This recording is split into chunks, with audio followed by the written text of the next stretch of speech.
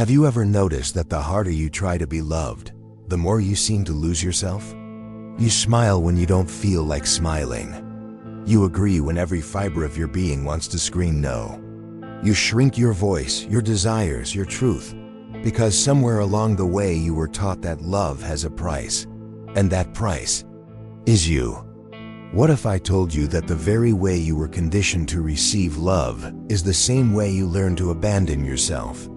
That the affection you craved as a child, the approval you desperately needed, didn't come freely but only when you behaved, when you adapted, when you erased the parts of yourself that were inconvenient to others? Think about it. From the moment you were born, love was never neutral. A toddler who cried too loudly was scolded. A teenager who showed anger was told to calm down. A child who wanted too much attention was labeled selfish, so you adjusted.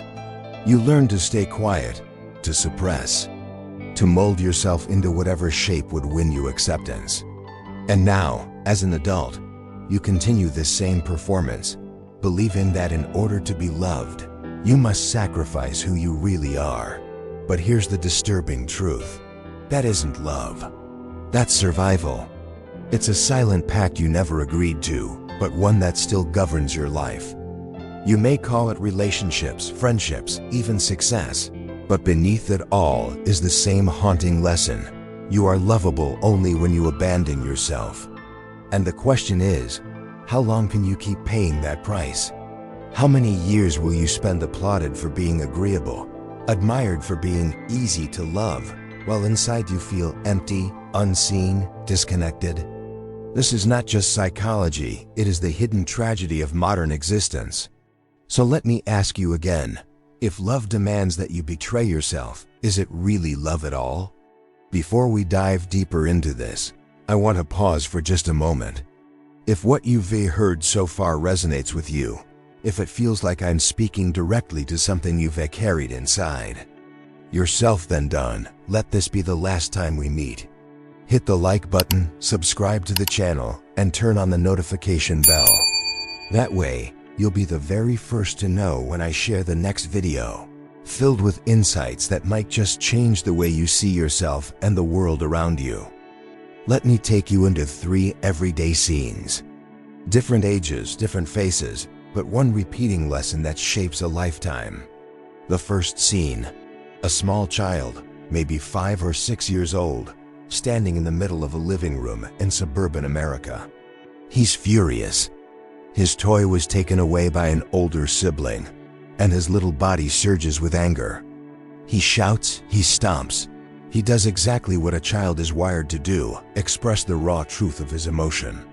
But then, the reaction comes, "Stop it, don't be such a bad kid." Nobody likes a child who throws tantrums. The words slice deeper than the child can possibly understand, but the message lands. Anger is unacceptable. To be loved, he must silence it. So he swallows it. He learns that affection is tied to compliance, that love arrives only when he betrays his own feelings. Fast forward a few years, and now we see a teenager walking through the crowded hallways of an American high school. He feels different, awkward, maybe even invisible. He wants desperately to be part of a group, to sit at the lunch table where laughter flows and belonging seems effortless. So when he feels lonely, he hides it. When he feels anxious, he forces a smile. When someone cracks a joke at his expense, he laughs along even though it stings. He tells himself that pretending is safer than honesty, because deep down he's already learned the rule.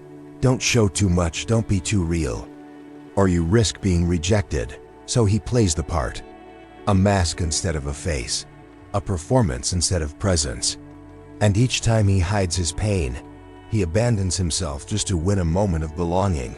Now picture adulthood. A woman in her 30s is sitting across from her partner at the dinner table. He asks her to take on more responsibilities, to sacrifice her own plans, to adjust once again. Her mouth wants to say no, but the fear inside her is louder. What if he leaves? What if saying no makes her unlovable? So she says yes. She always says yes, even when exhaustion crushes her, even when resentment eats her alive. She tells herself that keeping the relationship intact matters more than honoring her own needs. And with every forced yes, she disappears a little more. Her love becomes conditional on her self-erasure. Do you see the thread? Childhood, adolescence, adulthood. Different stages, different scenarios, but one haunting pattern. Love equals abandoning yourself. And this isn't just one person's story. It's the unspoken script of our culture. From the time you are small, you are taught that love is something to earn, not something you inherently deserve. That being loved depends on obedience, on adaptation, on pleasing others, even when it means betraying your own truth. Parents, teachers, friends, partners, society itself, they all hand you the same script, and you perform it until it feels like second nature. But here is the cost. You grow up believing that who you really are is somehow too much or not enough. You learn to edit yourself out of existence in exchange for acceptance. And what you call love is often nothing more than the absence of conflict, the approval of others, the fragile relief of not being abandoned. Think about your own life. How many times have you smiled when your heart wanted to cry? How many times have you agreed just to avoid rejection? How many times have you stayed silent, even though silence burned like fire in your throat? Each time, you told yourself it was love. But what if it was actually self-abandonment dressed up as love? This is the hidden tragedy Freud would point to, that our earliest experiences of affection are tangled with conditions, demands, and repression. The child who silenced their anger, the teenager who faked their joy, the adult who always says, yes, they are not weak. They are simply following the unconscious lesson they were taught long ago. And unless you stop to see it, unless you break the pattern, you will keep repeating it. Love will remain a bargain, and you will keep paying the price with yourself.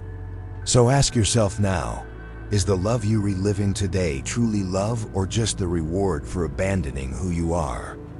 To understand why so many of us equate love with abandoning ourselves, we need to look into the foundations of modern psychology.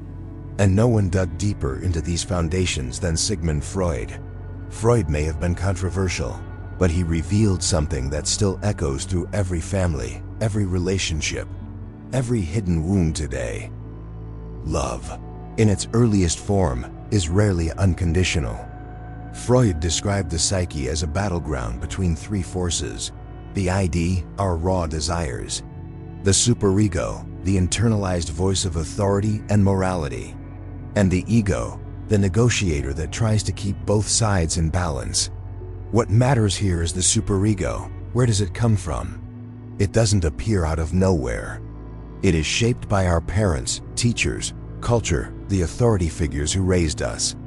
Every be quiet, every good boy or good girl, every approving smile, and every punishing frown, these moments don't just pass.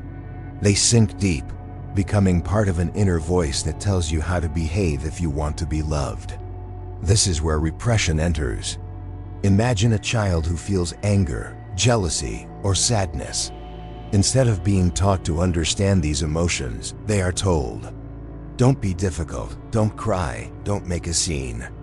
The child learns that certain parts of themselves, natural, human parts, are not welcome. So they push them down, bury them, lock them away. That's repression, the unconscious silencing of your authentic feelings. Now here's the catch. Freud warned that repression doesn't make those feelings disappear. What you repress doesn't vanish. It waits. It festers.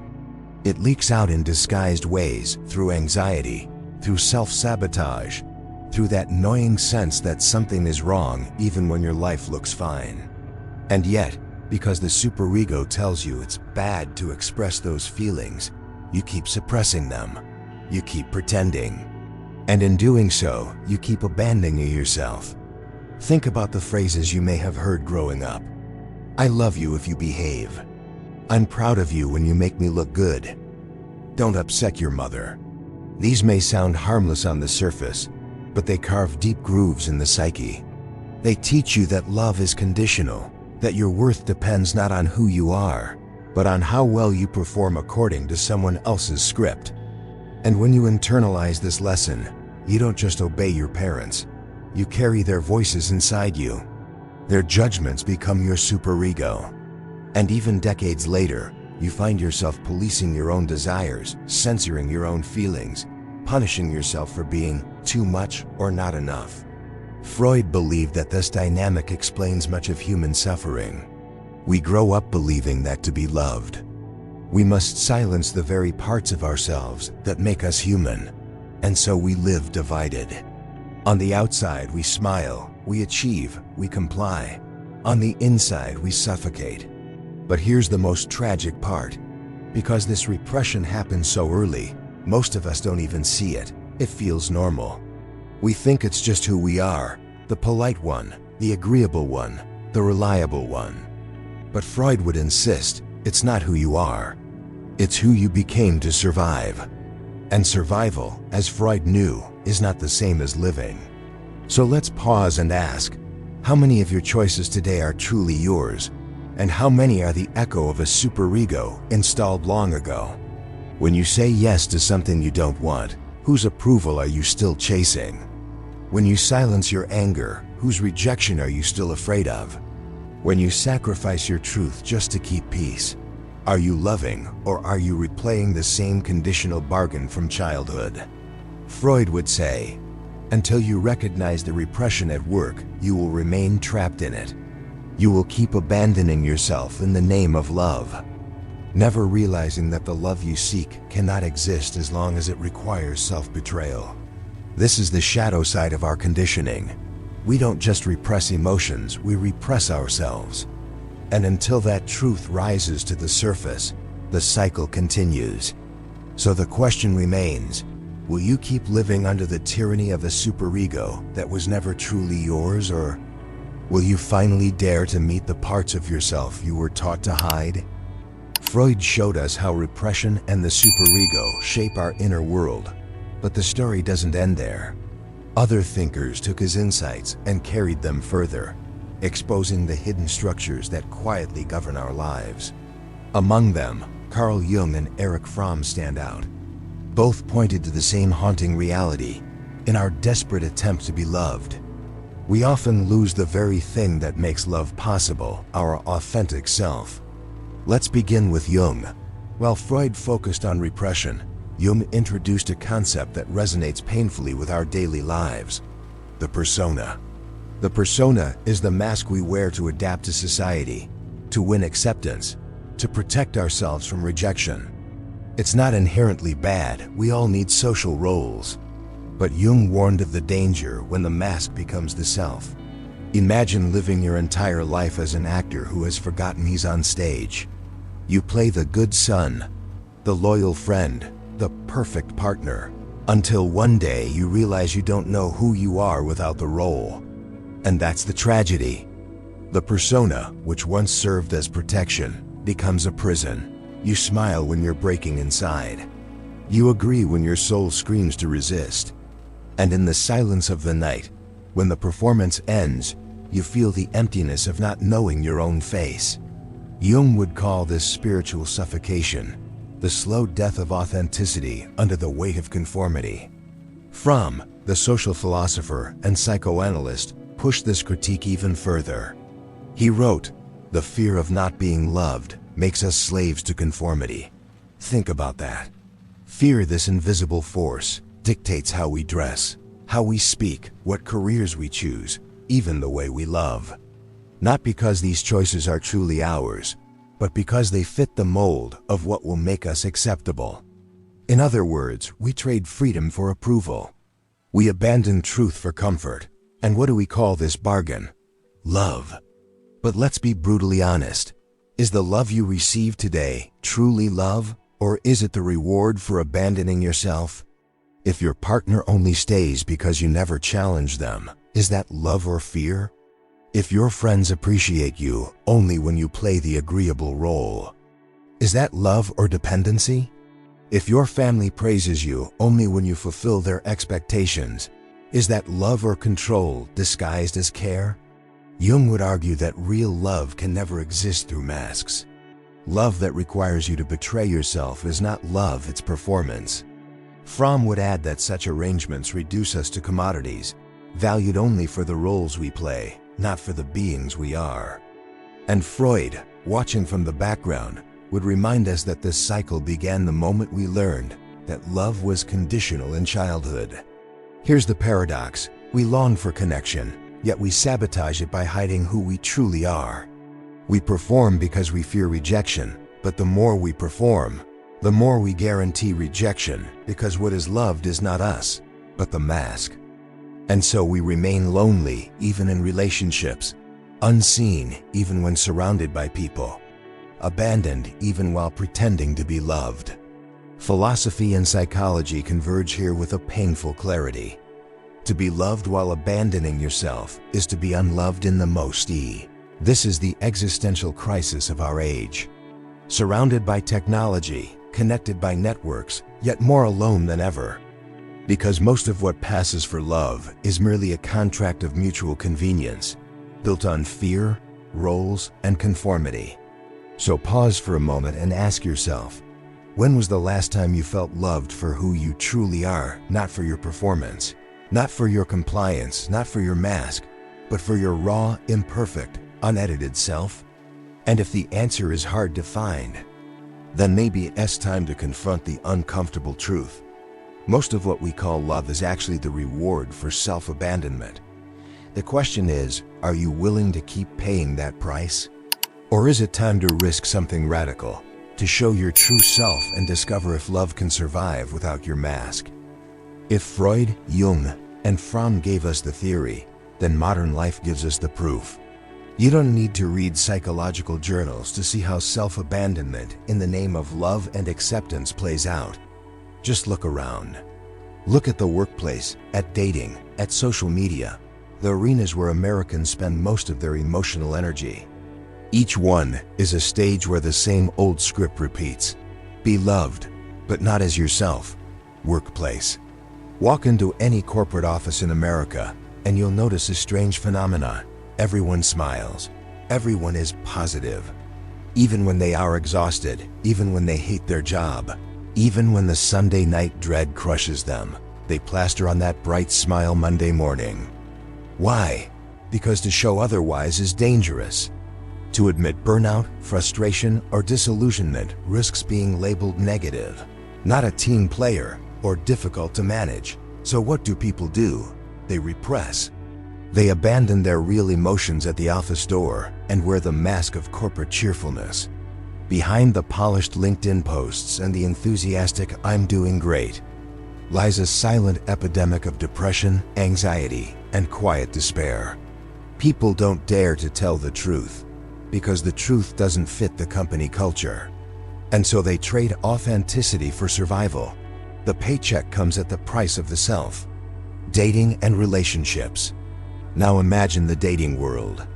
How many men and women stay in toxic relationships because the fear of being alone feels worse than the pain of being mistreated?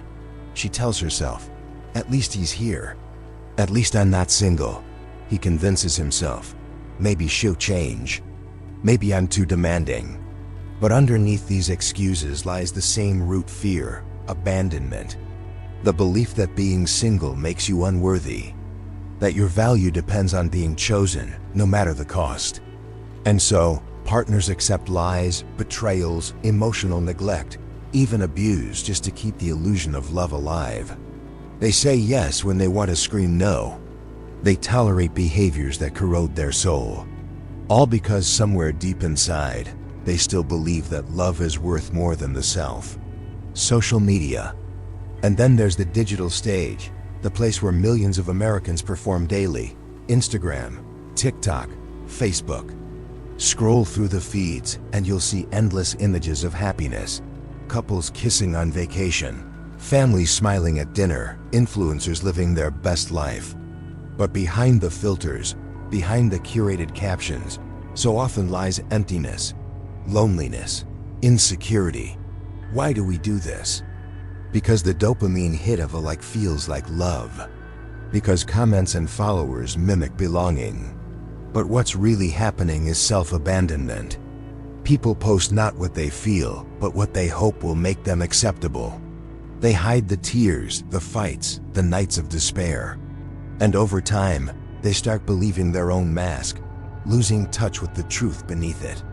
The pattern. Workplace, relationships, social media. Different arenas, same pattern. Abandon yourself to be loved, or at least to appear loved. Smile when you're dying inside. Stay when you should leave, post when you should cry. But here's the question. What does this constant performance cost us? The answer is written in the rising rates of anxiety, burnout, and depression across America. It is visible in the quiet desperation of marriages that look perfect on Instagram, but feel like prisons behind closed doors. It's audible in the corporate language of culture fit and positivity, which often means don't show us who you really are. And it's personal too. You've probably felt it. That sinking emptiness after scrolling social media, wondering why everyone else seems happy while you feel numb. That ache after saying yes to something you didn't want, just to avoid rejection. That silent rage after pretending to be fine at work when your body was begging you to stop. This isn't a coincidence, it's conditioning. It is the continuation of the same childhood lesson. I will love you if you behave. I will love you if you smile. I will love you if you abandon yourself. The tragedy is not that society asks this of us. The tragedy is that we obey. We wear the mask so well that we start to forget what our real face looks like. So look closely at your own life. Where are you still performing? Where do you still exchange authenticity for approval? And the hardest question of all, do you even remember what it feels like to be loved without abandoning yourself? If the pattern of self-abandonment has been stitched into us since childhood, what hope do we really have of breaking free? The answer, while difficult, is also profoundly liberating.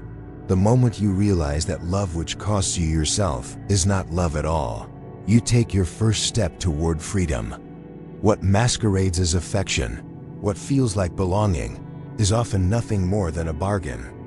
A silent contract that says, I will accept you, but only if you deny who you really are. That is not love. That is self-betrayal. The beginning of change is awareness. Freud insisted that what remains unconscious will continue to direct our lives until we bring it into the light. That means the old lessons, don't cry, don't be too loud, don't upset anyone, must be uncovered. You need to recognize the exact moments when you are silencing yourself. Ask yourself, am I saying yes out of love or out of fear? Whose approval am I really chasing when I bite my tongue? Whose rejection am I terrified of when I wear this mask? These questions pierce the veil of conditioning. They shine light on the hidden machinery that has run your life for too long. But awareness alone is not enough. You can know that you're wearing a mask and still keep wearing it. This is where Carl Jung extends the path forward.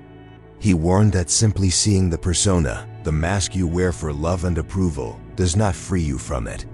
You must also reclaim the parts of yourself that you've buried. Jung called this process shadow integration. The shadow contains everything you learned to exile in order to be loved. Your anger, your jealousy, your sadness, your desire, even your joy if it threatens someone else. Most people fear the shadow, but Jung taught that the shadow is not evil, it is simply the unloved part of yourself.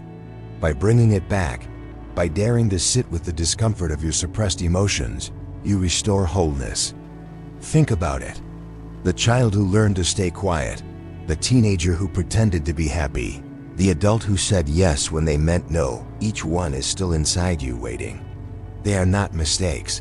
They are pieces of your soul calling for reintegration. Jung believed that individuation, the process of becoming whole, can only happen when you turn toward these exiled parts with compassion. Only then can you step into authenticity, and only authenticity makes real love possible. So how do you begin? Not by changing everything overnight, but through small acts of truth-telling. It might be as simple as saying, actually, I don't agree.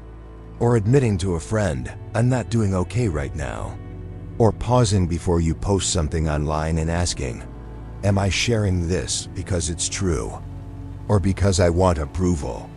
These tiny moments, repeated over time, rewire your soul. They tell your unconscious, I am no longer abandoning myself. Of course there is risk. The truth is not always welcome. Some people will not like the real you. Some will withdraw when you stop playing the role they expect. This is the fear that keeps most people stuck. But here lies the paradox. The love you lose when you are real is not love at all. If someone only loves your mask, then their love was never truly yours. What survives your authenticity? Those relationships that deepen when you show your full self are the ones that deserve to remain. This is what Erich Fromm meant when he said, "The fear of not being loved makes us slaves to conformity." The moment you face that fear and survive it, you discover something extraordinary. You don't need to sell pieces of yourself to deserve love. You begin to realize that freedom and authenticity are worth far more than approval.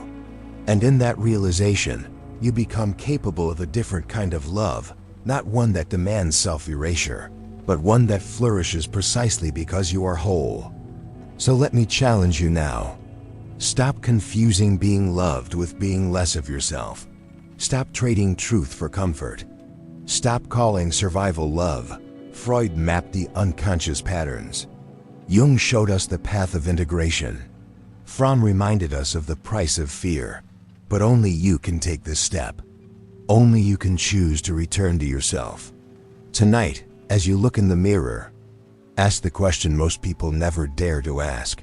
What would my life look like if I stopped abandoning myself? Because the moment you ask and the moment you act on that answer, you stop surviving, you start living. And for the first time, you open the door to real love. And now, we arrive at the truth that so many of us have spent a lifetime avoiding. The deepest tragedy of your life is not that others abandoned you, it is that you abandoned yourself to keep them close. Think about that for a moment. The friend who never truly listened. The partner who only loved the version of you that served them. The job that praised your silence but punished your honesty. All of these might have shaped your pain. But the wound that cuts the deepest is the one you inflicted on yourself every time you chose their approval over your truth. Every time you whispered, I'll be whatever they need as long as they don't leave. This is why the healing journey is not about fixing other people. It's not about convincing them to see you, respect you, or love you differently. The real awakening begins when you finally see yourself, when you stop waiting for permission to exist, and choose to return home to the self you left behind. And yes, it will be uncomfortable. Returning to yourself always is. It means sitting with the anger you once repressed, feeling the grief you buried, acknowledging the desires you've been taught to deny. It means risking rejection, because some people will not survive your authenticity. But here is the paradox. When you stop betraying yourself, you may lose people, but you will never lose yourself again. And that is a trade worth making. Carl Jung once said, "The privilege of a lifetime is to become who you truly are." That privilege is waiting for you, but you cannot claim it while wearing masks. You cannot experience it while playing roles. You cannot taste it while shrinking yourself to fit the mold of conditional love. You must risk stepping out of the performance and into the raw, unpolished truth of your being. So let me ask you now, what would your life look like if you stopped abandoning yourself? What relationships would fall away? What dreams would resurface? What strength would awaken in you if you no longer lived in fear of rejection? The awakening begins in small moments. A quiet no, a vulnerable yes. A confession of truth to someone you trust. A refusal to keep pretending.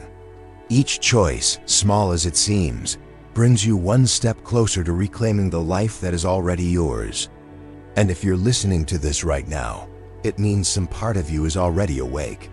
Some part of you knows you cannot keep living divided. You are ready to return home. Not to a house, not to a person, not to a role, but to yourself. That is where love becomes possible. Real love. The kind that doesn't require masks. The kind that doesn't demand betrayal. The kind that expands you instead of shrinking you. That love begins only when you are whole. So take this as your invitation. The journey will not be easy, but it will be worth it. Because the moment you stop abandoning yourself is the moment you stop merely surviving and begin to live. And before we close, I want to extend a heartfelt invitation. If these words touch something inside you, if they sparked even the smallest recognition of your own story, don't let this be the last time we meet. Click subscribe, hit the like button, and turn on the notification bell. Not as a formality, not as routine, but as a way of saying yes to your own journey. Because each time I share a new video, it's not just content, it's another step, another mirror, another chance for you to awaken to yourself. And I want you to be the very first to know when that moment arrives. The tragedy is not that others abandoned you. The tragedy is that you abandoned yourself to keep them close. But the miracle, the one that begins right now, is that you can choose differently. You can choose to come home. You can choose to belong to yourself. And when you do, everything changes.